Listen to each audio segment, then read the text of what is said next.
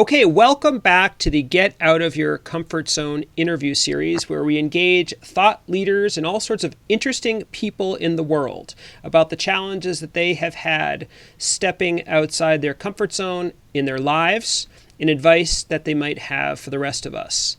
Today we have a very special guest, Adrianne Haslet, who is a keynote speaker, a professional ballroom dancer, and a fierce advocate for amputee rights. You can contact Adrianne at her Twitter handle, which you see on the screen. You can also contact her on Instagram at Adrianne Haslet, ADRIANNE HASLET,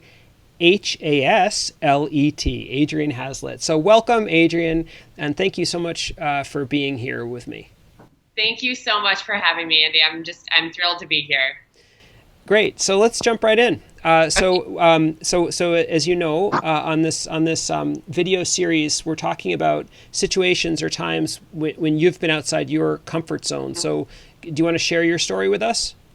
Yeah, I would be honored to. I am a fierce advocate for amputee rights, among other things, as a result of a terrorist attack in the Boston Marathon bombings. So I am residing in Boston right now, and I was out on a sunny day in Boston when I was unknowingly a foot and a half away from a pressure cooker bomb that was placed by a terrorist I was walking right next to. And I didn't know. And it immediately took my left foot and put jabs into my right thigh and a lot of shrapnel wounds, amongst other injuries. And besides that, being completely out of my comfort zone, suddenly I was a patient in a hospital without a foot. And to top it off, I was third in the world in ballroom dancing at the time. And I was at the top of my game. And I thought I would never dance again. I thought I would never walk again. I thought instead of not owning a television and dedicating 13 to 14 hours a day and competing on the weekends to dance, I would be sitting in front of a television and eating Cheetos for the rest of my life. And that was the most uncomfortable situation and reality I've ever had to face, hands down. The steps in recovery, I never like to say the word recovered because I don't believe anyone's ever recovered, but the steps I've taken to get back to a new normal, as I like to call it, have been ginormous, to say the least, to learn how to heal physically and get back to walking.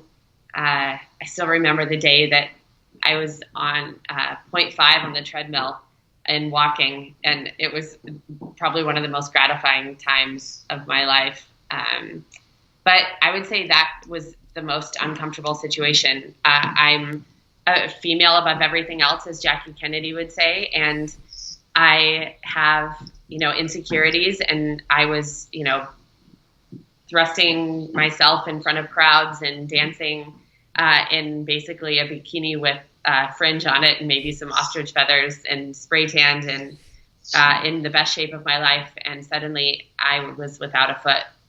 And I think accepting the reality of that was the time when I was most outside of my comfort zone. Just accepting all that is so much reality to put in there.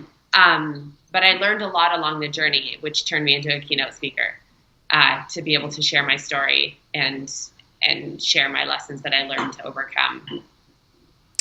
So there's so much to ask, and I really appreciate your sharing this story. The first word that I wanted to sort of ask you about was, and I wrote a note as you were talking, that new normal. Mm-hmm. It's an interesting term. Can you say a little bit more about that? How that arose, what that looked like, and how that's related to comfort zones? Absolutely. I think that, we all get in comfort zones in our lives, and I was certainly in my comfort zone in my personal life as well as my professional life. I had achieved something that I thought was only a dream. I was 5 years old and I wanted to be Ginger Rogers when I grow up. And now I have a prosthetic on and a service dog named Fred Astaire who's next to me. And so that's a huge change. And I was in my comfort zone and I was happy and I was dancing in front of people, which sounds like an uncomfortable situation, but I'd been doing it my entire life. And then suddenly everything switched. And I knew that I needed to find a way to get back to normal, whatever that is. And I started to talk to my surgeon about it, who is, I refer to as my Superman, Dr. Kalish at Boston Medical Center. And he said, your entire life will be different, but it doesn't necessarily have to be bad. And that was that really stuck with me. And so I was like, it is always going to be different. My leg will never grow back. It's gone. And I found out that I can, find a new way of life and a new normal that will be okay for me to live. And I think also that stemmed from, and it goes a lot with outside of your comfort zone, it stemmed from really, feeling like the end was just a font at the end of a Disney movie. There's really, I don't believe in the word recovered, as I said. I think if you're searching for this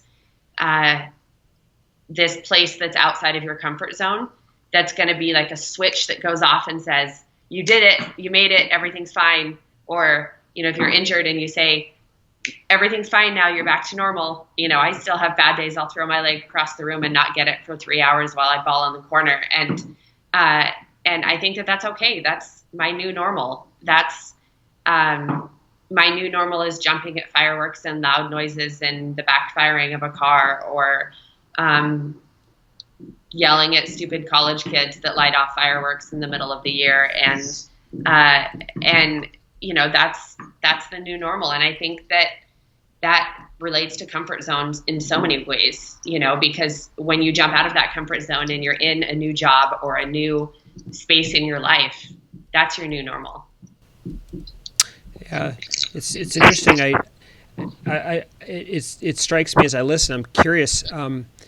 How long? It sounds like you've got a really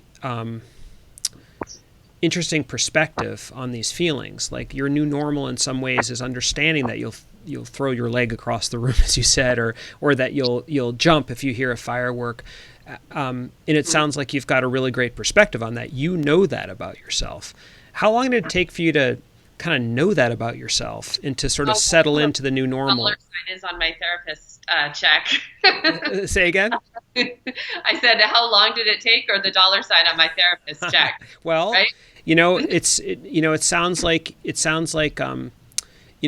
a therapist and also the surgeon, that those words sounded like, it sounds like those that really stuck with you, right? It stuck with me. It defined my, I don't know what it defined my life. I can't narrow it down to one thing. It defined how I acted, how I wanted my family to act around me instead of them wanting me to be in this space of being okay, which of course any family wants and friend wants their loved one to be okay and have everything just disappear. I did, certainly. But I feel very self-aware. I've always been a very self-aware person. And I like to know why I do the things that I do and why I act the way that I act. And I have I have a high interest in psychology. And so that helps. And I found a therapist early on, and he just helps me kind of go through the emotions of it all. And, realizing, it's only been 3.5 years. That's really not a lot of time. And I like to tell people that when you're going into your new normal or out of your comfort zone, remind yourself how long you've been there. If it's uncomfortable and it's only been a month, it's your new normal and is only a month old. That's a newborn. It's okay to still feel uncomfortable, and it's okay to not be okay. And it's been, some people would say, oh, it's been, 3.5 years. It'll be 4 years in April. I guess that's closer than we think, but it'll be 4 years in April. It's been a long time. I'm sure you're all fine and dandy and back to normal. And I'm thinking, wow, like I understand you don't get it, but wow, that's not how it is. I'm like a 4-year-old in this body, but almost 37-year-old in the reality and the knowledge of life. So I think that plays a lot of it, and I like to talk to people about that comfort zone and that new normal being young at times, and that's okay.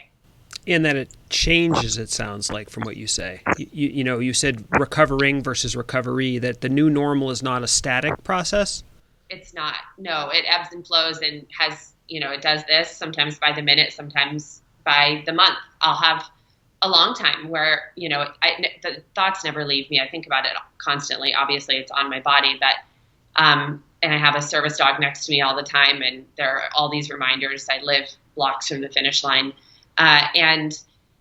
But it, I can have times where it's really okay. And then suddenly someone pops a balloon and it's game over, I'm on the ground screaming, and that's turning out to be manageable with, what things that I need to do and breathing exercises and those kinds of things for me personally. But for anyone going through a change and going through outside of their comfort zone, whether that's taking a big leap or starting your own startup, you're going to have moments where it's like the creative process, oh, this is awful. Oh, this might have something. Oh, I'm so awful for thinking about this, or, oh, this is great.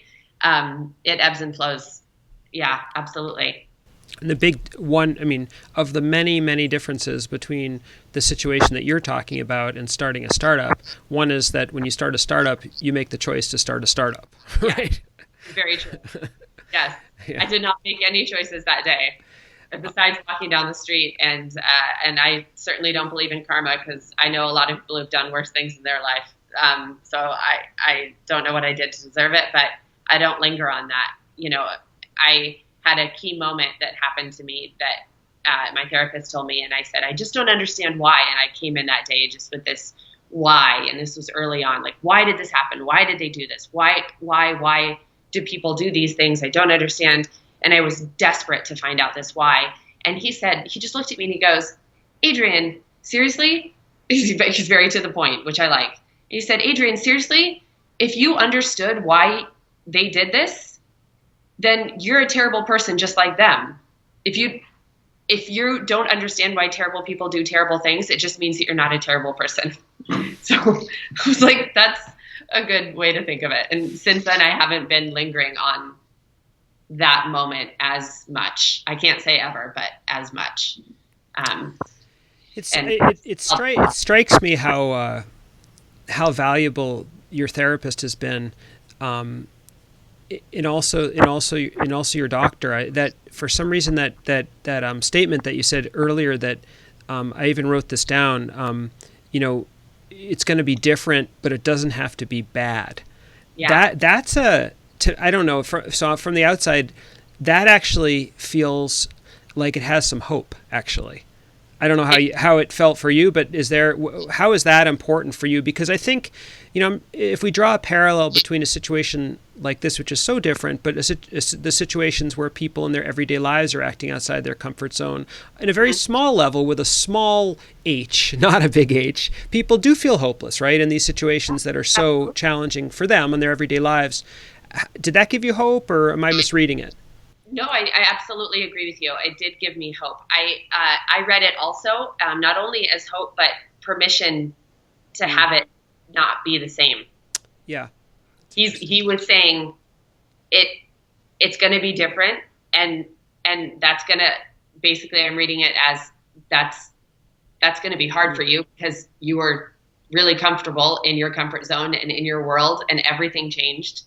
And so it's okay to be uncomfortable, and it's okay to not be okay. I grew up with my grandmother telling me that all the time, but it's never meant more than that moment. And when my Superman surgeon said that, I thought, Franny used to say that all the time, and that's amazing. And those things early on will directly affect the mood of the patient or the person who's going through that change of outside their comfort zone, and really define how they move forward. It gave me permission to not be okay and for me to move forward in a way that was at my own pace. It's good to have a Superman. That I could actually do something that was hopeful that I could actually do something, like you said, hopeful that I could, with maybe a lowercase h at the time, that I could maybe walk one day, because I knew nothing about prosthetics. Yeah, it's interesting. Well, we have a couple of minutes left. I'd love to hear. I know you've embarked on a keynote speaking career. Yes. And I'm guessing that that's not something you did prior. What has that been, acting outside your comfort zone, or is that sort of like ballroom is that like the equivalent of like being on stage? Like, can you say a bit about that in comfort zones? Is it true that they say that ballroom or dancing in general in front of people and speaking in front of people are the two most nerve-wracking things a human can do, right? So that's my career, both of them equally. I speak and I dance at many places all over the world, and I just got back from Nepal and Ecuador recently, and Ireland, and it is outside of my comfort zone to speak in front of people at the beginning. And then I started realizing how much it's helping people, and how much talking about exactly like what we're talking about, which I'm so excited about your book for that, for so many reasons, is, talking about what it's like to be outside of your comfort zone. And, I talk about the fact that I'm having a bad day that day, and I'll be up on stage saying, I'm not having my best day today, but guess what? I showed up, and being a human is hard. And sometimes showing up is the best thing we can do. And emotional honesty with yourself and others is the best thing you can do. So I found out it helped a lot of people, and I still get nervous. I'm human. But, I find that I think ballroom dancing helped getting in front of people, but it is definitely outside of my comfort zone. Yeah. Well, I can tell you, it'd definitely be outside mine too. Thank you so much, Adrianne, for coming on. I really enjoyed meeting you and hearing your stories. Thank you so much.